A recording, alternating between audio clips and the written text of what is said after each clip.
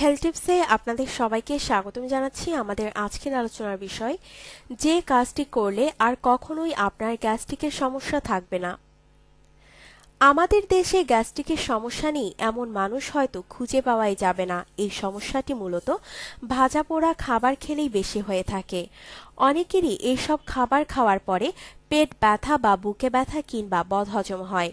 অথচ এই সমস্যা দূর করার জন্য ঔষধ না খেয়ে রাতে ঘুমাতে যাওয়ার আগে নিচের যে কোনো একটি নিয়ম মানলেই চলবে।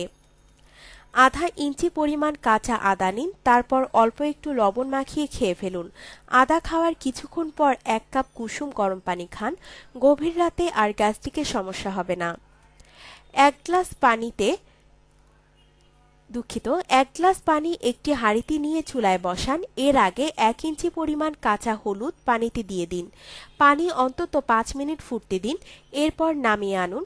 পানি ঠান্ডা হলে হলুদ সহ খেয়ে ফেলুন। গ্যাস্ট্রিক দৌড়ে পালাবে। ওপরের সমস্ত পদ্ধতি ঝামেলার মনে হলে শুধুমাত্র 1 গ্লাস পানিতে 1 চা চামচ মধু মিশিয়ে রাতে ঘুমাতে যাওয়ার আগে পান করুন। কখনোই রাতে পেট বা বুক ব্যথা করবে না। আপনার জীবনকে আনন্দময় করে তুলতে এবং বিভিন্ন স্বাস্থ্য টিপস ও পরামর্শ পেতে আমাদের চ্যানেল সাবস্ক্রাইব, লাইক ও শেয়ার করবেন। ধন্যবাদ।